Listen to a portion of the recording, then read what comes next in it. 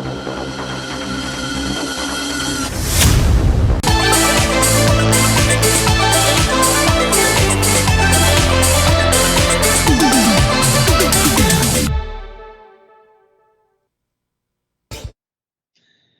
खास खबर में आप सभी का स्वागत है। खास खबर में आज हम बात करेंगे राष्ट्रीय राजधानी की। बात एक बार फिर इसलिए जरूरी हो जाती है क्योंकि विधानसभा चुनाव में जो अप्रत्याशित परिणाम, चाहे बीजेपी के लिए बोले, कांग्रेस के लिए हो सकता है उसके लिए थोड़ा सा प्रत्याशित रहे हों, क्योंकि जिस तरह का उसका सूखा था वो अभी भी खत्म नहीं हुआ है।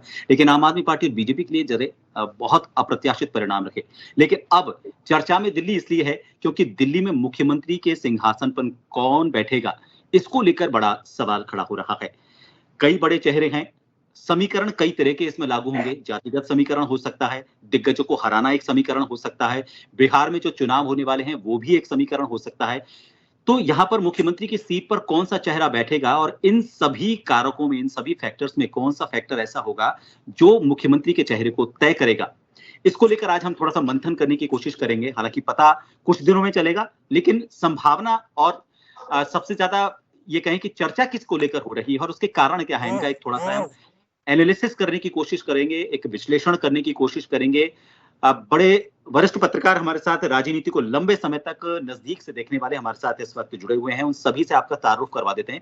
हमारे साथ वरिष्ठ पत्रकार राजीव जैन साहब जुड़े हुए हैं, वरिष्ठ पत्रकार हमारे साथ उमेंद्र दाधी जी जुड़े हुए हैं, और प्रमोद वशिष्ठ जी जो दिल्ली की राजनीति को और ज्यादा नजदीक से समझते हैं, वो भी हमारे साथ कुछ देर में इस चर्चा का हिस्सा होंगे।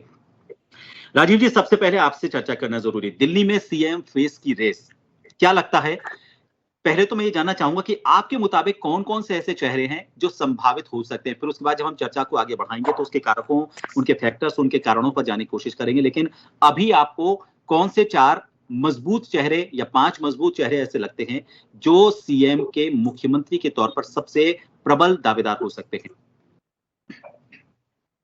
देखिए प्रभात जी, दिल्ली के जो परिणाम आए उस हिसाब से 48 सीटें जीत के भाजपा एक बहुत मजबूत स्थिति में आई। अब उसके सामने चुनौती ये है कि वो किसको मुख्यमंत्री बनाती है। तो जो भाजपा आलाकमान का जो अब तक का ट्रेंड रहा है, जिन राज्यों में पिछले समय जो चुनाव हुए, चाहे उसमें राजस्थान हो, मध्य प्रदेश हो, छत्तीसगढ़ हो और अन्य प्रदेश हो, तो वहां जिस तरीके से वो चौंकाने वाला नाम देती है, तो इसमें एक तो कयास लगाना ही मतलब अपने आप में बेकार है। लेकिन जब अपनी चर्चा हो रही है तो उस हिसाब से जो 4-5 प्रमुख चेहरे हैं, अब वास्तव में तो देखा जाए तो भाजपा की परिपाटी में पिछले जो उनके फैसले आते हैं उसमें बड़े चौंकाने वाले ही नाम होते हैं, जो नाम चलते होते हैं या चर्चा में होते हैं या जो मजबूत माने जाते हैं, उनमें से अलग हटके कोई तीसरा ही नाम सामने आ जाता है। तो दिल्ली की जो वर्तमान स्थिति में तो अभी जो सबसे मजबूत नाम प्रवेश वर्मा का सामने आ रहा है, जो नई दिल्ली सीट से चुनाव जीते हैं। तो नई दिल्ली सीट अपने आप में इसलिए महत्वपूर्ण है कि पिछले 27 सालों से वहां उसी सीट से शीला दीक्षित चुनाव जीतती रही तो वो मुख्यमंत्री बनती रही। उसके बाद अरविंद केजरीवाल उस सीट से जीतते रहे तो वो मुख्यमंत्री बनते रहे। तो एक हम उस जो एक मिथ होता है कि इस सीट से जो जीतता है वो मुख्यमंत्री बनता है, तो दिल्ली के इतिहास के हिसाब से देखें तो 27 साल से जो जीतता आ रहा है, तो प्रवेश वर्मा का नाम काफी एक मजबूती से देखा जा सकता है। और दूसरी तरफ एक जो जातीय समुदाय के हिसाब से भी देखें तो प्रवेश वर्मा भाजपा के लिए सूट भी करते हैं, क्योंकि वो जाट समुदाय से आते हैं। राजस्थान, हरियाणा, पश्चिमी उत्तर प्रदेश में एक जाट समुदाय बड़ा भारी अपनी एक ताकतवर एक जो समुदाय के रूप में जाना जाता है वो है। तो भाजपा को एक जाट नेता की भी जरूरत है कहीं, जो एक उस तरीके से स्थापित हो सके पार्टी में, जो अन्य प्रदेशों में भी उसके लिए कहीं मजबूती दे सके। तो उस हिसाब से प्रवेश साहिब सिंह वर्मा का नाम, उनका नाम इसलिए भी मजबूत कि उनको पिछला लोकसभा टिकट नहीं दिया गया था, वो 2 बार के सांसद थे, तो उन्होंने वो पार्टी की पूरी वो पालना भी की। टिकट नहीं मिला तो वो अपने पार्टी के प्रचार में, पार्टी के काम में लगे भी रहे। उसके बाद अब विधानसभा में उनको एक उस रूप में पेश किया गया कि भाई आपको अरविंद केजरीवाल के सामने लड़ना है, जबकि वो उनका क्षेत्र नहीं था, लेकिन फिर भी वो वहां लड़े और मजबूती से लड़े और वो जीत कर भी आए। तो इस लिहाज से देखा जाए तो पार्टी में एक जो और दूसरे प्रदेशों की राजनीति के हिसाब से देखा जाए जो भाजपा को सूट करती है, तो उस हिसाब से एक जाट चेहरा भाजपा के पास राष्ट्रीय स्तर पे स्थापित हो जाएगा कि मुख्यमंत्री वहां बन गया। दूसरे रूप में जो नाम जो चल रहे हैं वो उसमें आज भाजपा ने वैसे क्लियर कर दिया कि विधायकों में से ही कोई मुख्यमंत्री होगा। अब तक तो दूसरे जगह से भी नाम चल रहे थे कि बाहर का भी व्यक्ति को ला सकते हैं, लेकिन अब आज शायद पार्टी ने उसको खारिज कर दिया कि विधायकों के बीच से ही होगा। अब दूसरे नामों में आशीष सूद है, सतीश उपाध्याय हैं, जो आरएसएस की पसंद है। लेकिन एक दूसरा खेमा भी पार्टी में चाहता है कि एक महिला को मुख्यमंत्री बनाया जाए क्योंकि पूरे देश भर में भाजपा के पास कोई महिला मुख्यमंत्री नहीं है। तो उस रूप में देखा जाए तो किसी महिला का नाम भी चौंकाने वाला कहीं सामने आ सकता है। और डिप्टी सीएम की भी बात पार्टी कर रही है कि वहां एक डिप्टी सीएम भी बनाया जाएगा। वहां दिल्ली की जो उस हिसाब से वहां 7 ही मंत्री हो सकते हैं, तो 7 मंत्रियों में एक मुख्यमंत्री हो जाएंगे, एक उप मुख्यमंत्री हो जाएंगे, तो दोनों कहीं ऐसे प्रभावशाली नेतृत्व के रूप। और जो भाजपा की एक परिपाटी चल रही है 50-55 की उम्र के सीमा के तहत ही कोई मुख्यमंत्री बनाए जा रहे हैं, जिससे आने वाले 15-20 साल की राजनीति वो कर सके, जो नेतृत्व पार्टी को प्रदान कर सके। तो इस सब चेहरों में, तो उन सब में प्रवेश वर्मा भी उसी कैटेगरी में आते हैं। वो 48 साल के ही हैं, तो वो भी उस क्राइटेरिया में जो पार्टी का है कि भाई इस रेंज के नेताओं को ही आगे बढ़ाना है, तो उसमें वो भी आते हैं। आशीष सूद हैं, आपके सतीश उपाध्याय, ये दोनों आरएसएस की पसंद के या आरएसएस के जुड़े हुए बताए जाते हैं, तो उस रूप में। लेकिन एक चौथा नाम भी वहां चल रहा है मनमोहन बिष्ट का, जो कि उत्तराखंड के हैं। तो दिल्ली में उत्तरांचल के जो निवासी हैं उनकी बहुत बड़ी तादाद भी है, तो उनको साधने के मकसद से ये हो सकता है। ठीक है। लेकिन एक बिहार के चुनाव आने वाले हैं, तो एक पूर्वांचल का जो एक बहुत बड़ा मतदाता वर्ग वहां है दिल्ली में, तो उसको लुभाने के लिए और बिहार के चुनाव में कहीं असर डालने के लिए किसी पूर्वांचली जो विधायक है उनका भी कहीं नाम आ सकता है। लेकिन ये सब कयासबाजी है। जब चारों तरफ चर्चा ये भी है कि भाजपा चौंका भी सकती है।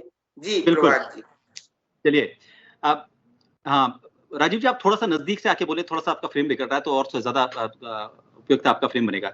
उमेंद्र जी देखिए, सरप्राइज सीएम, एक तो ये सवाल, और दूसरा सवाल ये रहेगा कि जैसे राजस्थान में सरप्राइज सीएम रहा, एमपी में सरप्राइज सीएम रहा, तो क्या सरप्राइज सीएम यहां हो सकता है, या फिर एक इन्होंने बताया कि एक महिला चेहरा हो सकता है, क्योंकि महिला चेहरे के तौर पर कोई मुख्यमंत्री नहीं है। लेकिन एक बड़ा मिथ भी जुड़ा हुआ है दिल्ली के साथ। शीला गुप्ता महिला मुख्यमंत्री थी, लास्ट में जब कांग्रेस के हाथ से वहां पर सत्ता गई तो एक लेडी मुख्यमंत्री थी। आम आदमी पार्टी ने आतिशी को मुख्यमंत्री बनाया तो आम आदमी पार्टी के हाथ से सत्ता चली गई। तो क्या रिस्क बीजेपी लेना चाहेगी? ये 2 सवाल मैं आपसे कर रहा हूँ। जी देखिए प्रभात जी, मैं एक बात दावे के साथ कह सकता हूँ कि दिल्ली का जो भी सीएम होगा वो अद्भुत व्यक्तित्व वाला व्यक्ति होगा। यानी मैं कह सकता हूँ, अभी जैसे राजीव जी ने कहा, इन्होंने बिल्कुल सही आंकलन पेश किया। और मैं कह सकता हूँ कि देखिए, भारतीय जनता पार्टी के पास में प्रचंड बहुमत आने के साथ में कुछ चुनौतियां भी है। ऐसी चुनौतियां भी है जो इन्होंने चुनाव में वादे किए थे उनको पूरा करने की चुनौती भी है। ये भी चुनौती है कि सभी 48 विधायकों को साथ में लेके चलने की भी चुनौती है। ये भी चुनौती है कि राष्ट्रवाद का भी प्रखर माहौल बना रहे। ये भी चुनौती है कि संघनिष्ठ भी हो। इन सब बातों को देख के और ये नया जो सीएम होगा। अब बात ही आती है प्रवेश वर्मा। प्रवेश वर्मा की जो बात है वो अनुभवी है, सांसद भी रह चुके, उनके पिताश्री भी वहां के मुख्यमंत्री रहे हैं, वो केंद्रीय मंत्री भी रहे। और ये ठीक बात है कि वो एक मुख्यमंत्री को चुनाव हरा के आए, तो इसलिए उनका ठीक है, राजनीतिक रूप से उनका प्रभाव होना स्वाभाविक है और चर्चा होना भी स्वाभाविक है। लेकिन भारतीय जनता पार्टी ने हमेशा ऐसा फैसले दिए हैं जो चौंकाने वाले हैं। मैं ये कह सकता हूं आपके माध्यम से कि भारतीय जनता पार्टी इस समय विश्व में कह सकता हूं देश की सबसे बड़ी राजनीतिक प्रयोगशाला है, जहां नित्य नए प्रयोग होते हैं और चौंकाने वाले प्रयोग होते हैं। अब आप देखिए, राजस्थान में किसे मालूम था कि भजनलाल जी मुख्यमंत्री बनेंगे? मध्य प्रदेश में किसे मालूम था? हरियाणा में किसे मालूम था? खट्टर साहब को भी मालूम नहीं था। जो सैनी जी बने उनको भी मालूम नहीं था। यानी कई दफा तो भारतीय जनता पार्टी में स्थिति होती है कि सीएम की जिसको बनाया जाता है उसको मालूम नहीं होता कि मैं सीएम बनूंगा। यानी जो लोग सूट सिला के आ जाते हैं वो सीएम नहीं बन पाते, और वो बन जाते हैं जो सामान्य परिपाटा में चलते हैं, वो व्यक्ति बन जाते हैं। अब मैं ये कहता हूँ कि जैसा कि मैंने कहा कि भारतीय जनता पार्टी के पास जाट, गुर्जर, पंजाबी और पूर्वांचल को में से किसी एक को सीएम बनाने की बात आती है। देखिए, बात आती है महिला वर्ग की। तो महिला किस लिए कि देखिए, बीजेपी ने सबसे पहले सुषमा स्वराज को बनाया था, तो आपने बिल्कुल सही कहा। भी उनके बाद में चुनाव हुए, भारतीय जनता पार्टी को 27 साल का वनवास भोगना पड़ा। ये सब बातें ऐसे, भारतीय जनता यमुना की सफाई का वादा किया था, जो कुछ फ्री में बांटने वाली रेवड़ियों की बात थी, उनको भी आगे किस प्रकार से सुनियोजित ढंग से किस प्रकार से बढ़ाना है, वो भी एक चुनौती है। यानी चुनौती, ऐसा सीएम चाहिए जो राजनीति में उन चुनौतियों का सामना कर सके। मैं एक बात कहूंगा आपके माध्यम से कि यहाँ सबसे बड़ी बात है कि जब अरविंद केजरीवाल मुख्यमंत्री थे तो विपक्ष बहुत कमजोर था, 3 विधायक होते थे। अब जो भी सीएम बनेगा भारतीय जनता पार्टी, उनके पास सामान्य विपक्ष नहीं होगा, एक मजबूत विपक्ष होगा। 22 विधायक है, तो मैं समझता हूँ कि उनको उनकी चुनौती का भी सामना करना पड़ेगा, इसलिए अनुभवी व्यक्ति भी चाहिए। अब बात आती है कयास की बात, देखिए अभी तो हम केवल कयास की बात कर रहे हैं, कौन बनेगा क्या नहीं होगा। यानी कहावत है न सूत न कपास जुलाई गुत्थम गुत्था वाली बात हो रही है। तो अभी कहता हूँ कि सूत तो है, लेकिन कपास भी है, लेकिन गुत्थम गुत्था नहीं हो रहे हो। हम केवल बात ये हो रही है कि कौन बनेगा सीएम, इसकी बात हो रही है। अब बात ये है कि देखिए महिला बन सकती है, कौन बन सकती है। मैं एक अंदाज लगा सकता हूँ, अभी आम आदमी पार्टी का एक मुख्यमंत्री है, वो सरदार है सिख समाज से। कांग्रेस ने सिखों का किया कत्लेआम, और ये भारतीय जनता पार्टी दे सकती है सिखों को सम्मान। इस बात को मैं कह सकता हूँ, कोई सिख को भी बनाया जा सकता है। क्यों, मदन लाल खुराना पंजाबी वर्ग से थे, उनको बनाया गया था। तो यानी भारतीय जनता पार्टी ने कई बार ऐसे प्रयोग किए, चौंकाने वाले प्रयोग किए। और अब देखने की बात है कि प्रयोग किस प्रकार से होते हैं। देखो, नाम महिलाओं की बात आती है तो कभी कभी बांसुरी स्वराज का नाम चल जाता है, मीनाक्षी लेखी का नाम भी आ जाता है। नाम चलाने में कोई किसी की दिक्कत नहीं है, होगा वही जो नरेंद्र मोदी चाहा। यानी बात वही है, देखने वाली बात है। अब देखो, यानी तो आप ये स्वीकार कर रहे हैं कि राज्य स्तर का जो प्रतिनिधित्व है वो इसमें कोई फैसला नहीं लेगा, ऊपर से शीर्ष नेतृत्व कहीं नहीं है, कहीं। देखिए क्या है, मैं इस बात को स्वीकार करता हूँ। देखिए ऐसा है कि इस समय भारतीय जनता पार्टी में जो बात है वो सबको साथ में लेके सोशल इंजीनियरिंग पॉलिटिक्स को देख के निर्णय लेने की बात है। राज्य स्तर के जो फैसला है उसमें कई दफा चूक हो जाती है, तो इसलिए परिपक्व निर्णय लेने के लिए हाई कमान को कई दफा हस्तक्षेप करना पड़ता है। और मैं मानता हूँ कोई होता है, कोई दिक्कत नहीं, लेकिन क्या कि हाई कमान की ये तो नहीं कि उनकी चॉइस का व्यक्ति उनका पिछला गुरु होता है नहीं, कोई उन्हीं में से कोई अच्छा व्यक्ति लेके आ रहा है तो इस फैसले को स्वीकार करना चाहिए। अब आप देखिए, विजेंद्र गुप्ता है, वो 3 बार विधायक बने। यानी जब भाजपा के लिए घनी काली तूफानी रात थी, उस समय भी वो दिया जलाए रखे, वो चुनाव जीते। नेता प्रतिपक्ष के रूप में उन्होंने अपनी पहचान बनाई। यानी इस समय भारतीय जनता पार्टी के पास में इतने चेहरे हैं सीएम के लिए, हर वर्ग से है, हर समुदाय से है, तो अच्छी बात है। यानी ये कहने की बात है, उनमें से चुनने वाली बात है। नोटों की गड्डी में से अब देखना है कि किसको निकालना है। अब बात ये है आपने नोटों की गड्डी का उदाहरण, वैसे कोई दूसरी गड्डी बोल, कड़क नोट निकालना उसमें से। चलिए ठीक, गड्डी में से कड़क नोट भी, और उसकी वैल्यू जो दिखती है उससे ज्यादा हो वैल्यू, उसकी वैल्यू ऐसा भी होगा। अब देखिए, ओडिशा में जो बनाया, ये मांझी जी को बनाया, किसे मालूम था कि सीएम ने वहां नाम चलने से कहीं। यानी मैं कह सकता हूँ प्रभात जी, कि व्यक्ति ऐसा होगा जो चौंकाने वाला नाम होगा, अद्भुत नाम होगा। इसलिए मैं एक बात कह सकता हूँ, भारतीय जनता पार्टी का अगला सीएम अद्भुत व्यक्तित्व का धनी होगा।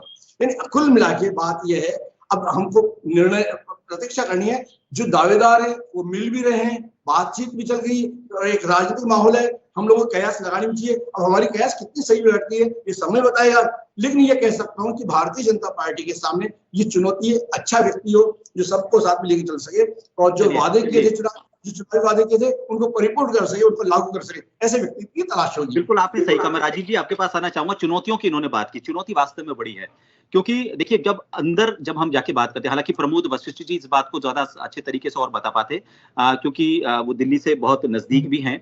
मैं एक बार पीसीआर से भी रिक्वेस्ट करूंगा कि प्रमोद वशिष्ठ जी को एक बार वापस ट्राई कर लें। तब तक राजीव जी आपके पास आना चाहेंगे। चुनौतियों की बात की अभी उमेंद्र जी ने, यमुना चुनावी जो मुद्दे थे उनमें यमुना एक बहुत बड़ा मुद्दा था, लेकिन उसके साथ बीजेपी ने यह भी स्पष्ट कर दिया है कि जो योजनाएं आम आदमी पार्टी सरकार की रही हैं और जनहितैषी रही हैं उनको बंद नहीं करेंगे। उन्होंने संकेत दिया है कि जनता को लाभ पहुंचाने वाली जो योजनाएं हैं उनको बंद नहीं किया जाएगा, उनको बरकरार रखा जाएगा।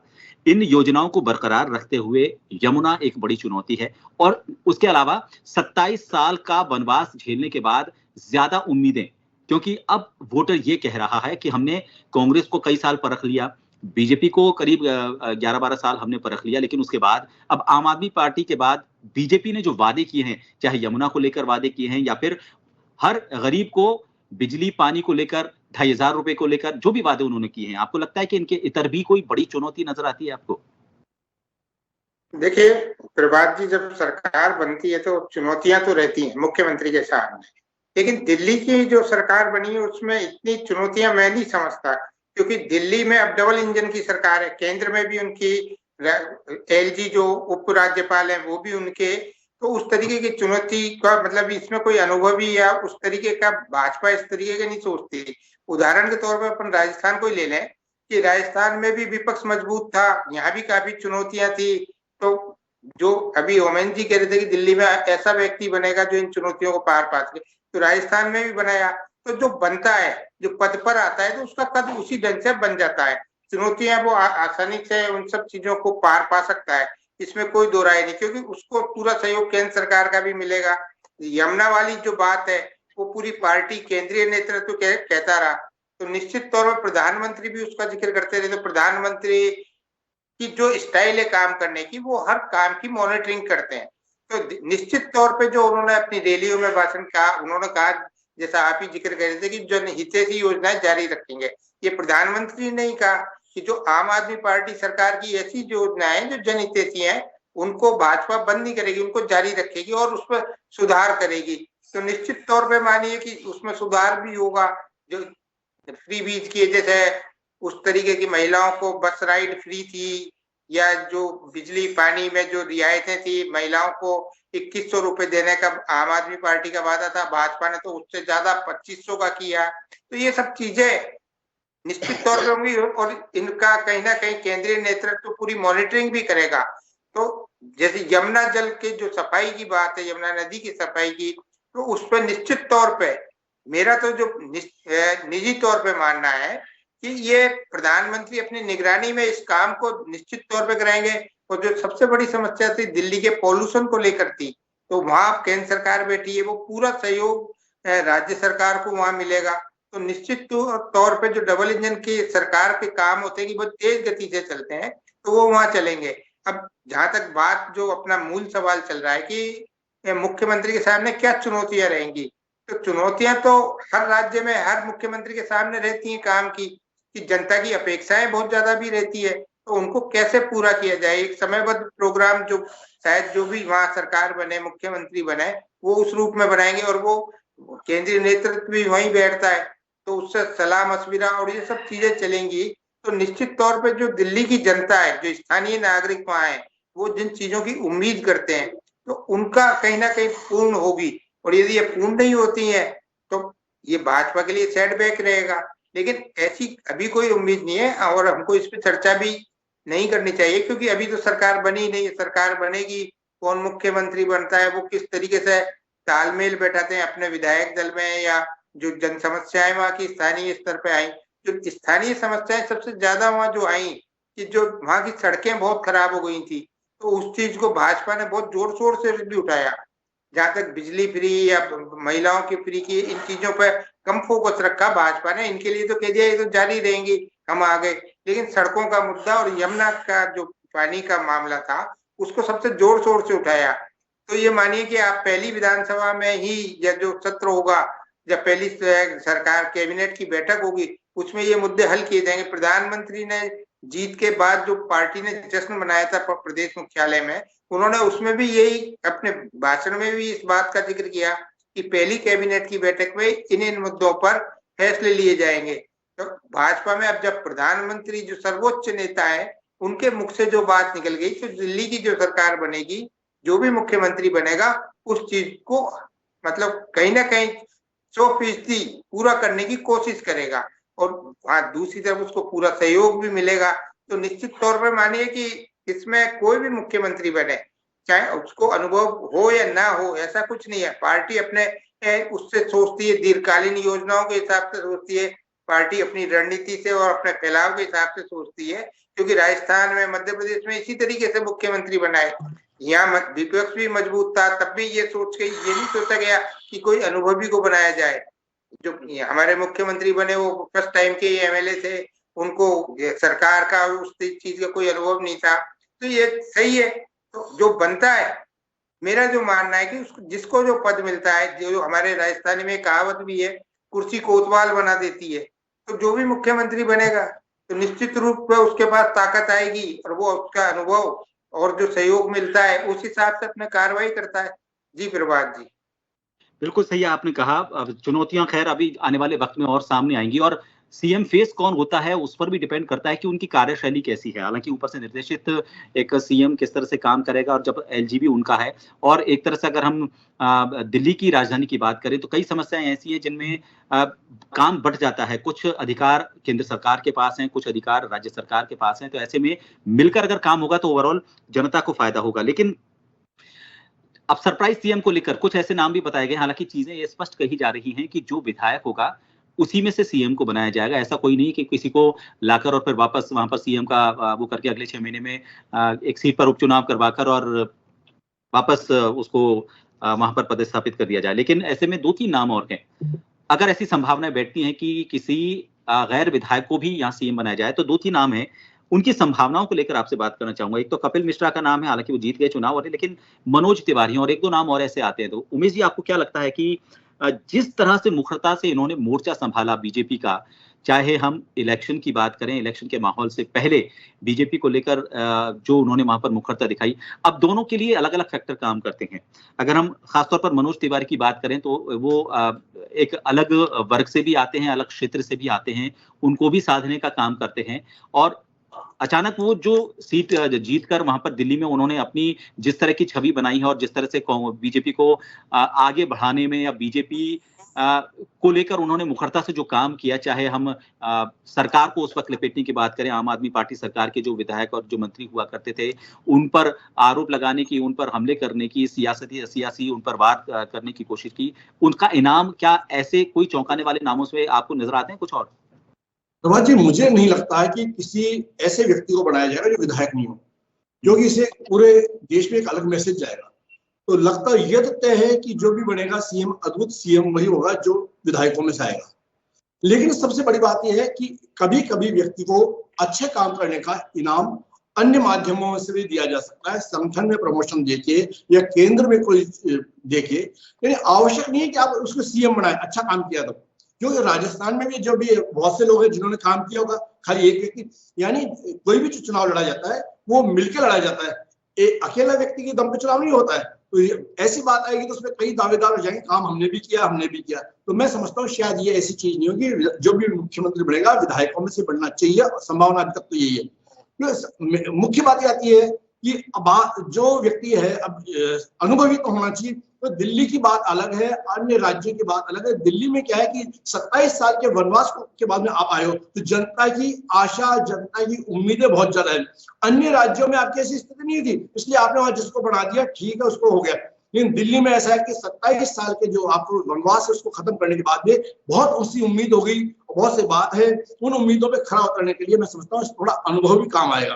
अब बात आती है तो सिख वर्ग की बात आती है तो मनजीत सिंह सिरसा का नाम भी चल रहा है, बहुत सी सिरसा जी का भी नाम चल रहा है, वो कई बात। यानी अब देखने वाली बात, देखने वाली बात यह है कि कौन व्यक्ति है जो संघनिष्ठ भी हो, जो संगठन की भाषा को भी जानता हो, जो आम व्यक्ति का या आम कार्यकर्ताओं के मन की बात को भी समझता हो, और केंद्र नेतृत्व के विश्वास का भी हो। इन सब बातों आपको इसमें ये नहीं लगता उमेंद्र जी, आपको ये नहीं लगता कि जो भी चेहरा बनेगा, मान लीजिए अप्रत्याशित चेहरा कोई सामने आता है, लेकिन उम्मीद जितने लोग लगाए बैठे हैं, चाहे समीकरण की वजह से या फिर उनको लगता है कि उन्होंने बीजेपी को जिताने में अपना फुल एफर्ट दिया, बहुत प्रमुख भूमिका उन्होंने बीजेपी को वहां पर 27 साल का वनवास खत्म करने में दी है, तो जब जिस सीएम के फेस का ऐलान होगा तो कई नाराजगियां भी सामने आएगी उन चेहरों की जो अपने आप को उस सीट के लिए काबिल मान रहे थे, दावेदार मान रहे थे। उस नाराजगी को दूर करना भी एक चुनौती होगा। देखिए प्रभात जी, सही बात यह है कि लड़े फौज नाम सेनापति का हो, यानी जो मेन बात है, जनता ने जो विश्वास प्रकट किया है वो नरेंद्र मोदी जी के नाम पे किया है।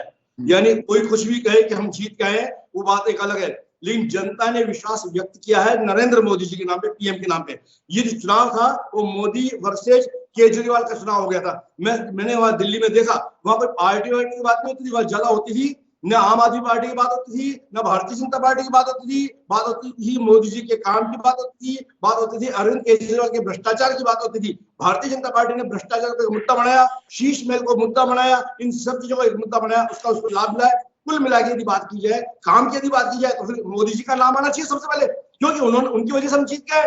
मोदी, देखिए इस समय देश में जो माहौल है, जनता केवल एक बात देख रही है जी। सब समय कम है, मैं यही सवाल एक बार राजीव जी के पास ले जाना चाहूंगा। नाराजगी को लेकर आपको क्या लगता है, और नाराजगी दूर करने के लिए क्या एडजस्टमेंट जैसी कोई चीज की जाएगी वहां पर, क्योंकि 7 पद हैं वहां पर टोटल, अगर हम 10% की बात करते हैं 70 में से, मुख्यमंत्री, डिप्टी सीएम सबको मिलाकर, तो उस नाराजगी को दूर करने के लिए क्या वहां पर एडजस्ट किया जा सकता है, किसी को ये फॉर्मूला अपनाया जाएगा? देखिए प्रभात जी, नाराजगी का तो इस वक्त कोई सवाल ही नहीं उठता भाजपा में। कोई भी जो भी विधायक जीते हैं, वो अभी तक जितने भी बयान उनके सामने आए, उनका सबका यही कहना है हमारा पार्टी का संसदीय बोर्ड तय करेगा, प्रधानमंत्री तय करेंगे, वो होगा। और भाजपा केंद्रीय नेतृत्व इस वक्त इतना मजबूत स्थिति में कोई नाराजगी व्यक्त नहीं कर सकता। लेकिन अब ये सही बात है कि वो 7 ही पद मंत्री बन पाएंगे। 48 विधायक जीते हैं, कुछ एक विधानसभा अध्यक्ष, उपाध्यक्ष, इस तरीके के कई पद भी रहते हैं। लेकिन ये भी तय है कि पार्टी आने वाले समय में वो सबकी एक निष्ठा भी देखेगी, और धैर्य का भी परीक्षण होता है। राजनीति में ऐसा नहीं जो धैर्य रखता है। अब जैसे प्रवेश वर्मा ने धैर्य रखा, लोकसभा का टिकट नहीं दिया, तो उसके बाद धैर्य रखा, अब ये स्थिति आई, उनको विधानसभा लड़ाया, अब उनका भी नाम कहीं चल रहा है। इसी तरीके और भी नेता होते हैं। ये तो एक मैंने उदाहरण के तौर पर दिया है, इसको कोई एग्जाम्पल नहीं माना जाए, लेकिन और भी नेता ऐसे होंगे।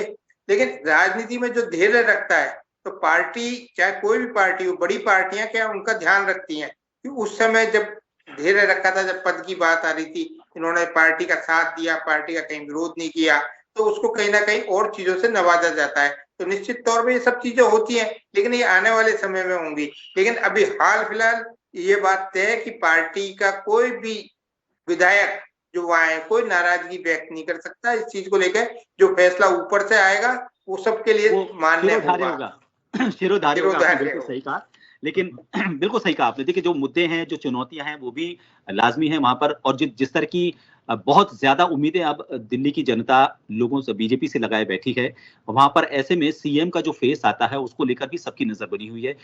बमुश्किल 7 से 8 दिन में, जहां तक संभावना नजर आ रही है, 7 से 8 दिन में सीएम का फेस भी तय हो जाएगा। लेकिन ये सीएम का फेस आने वाले वक्त की राजनीति को कितना ध्यान में रखते हुए तय किया जाएगा।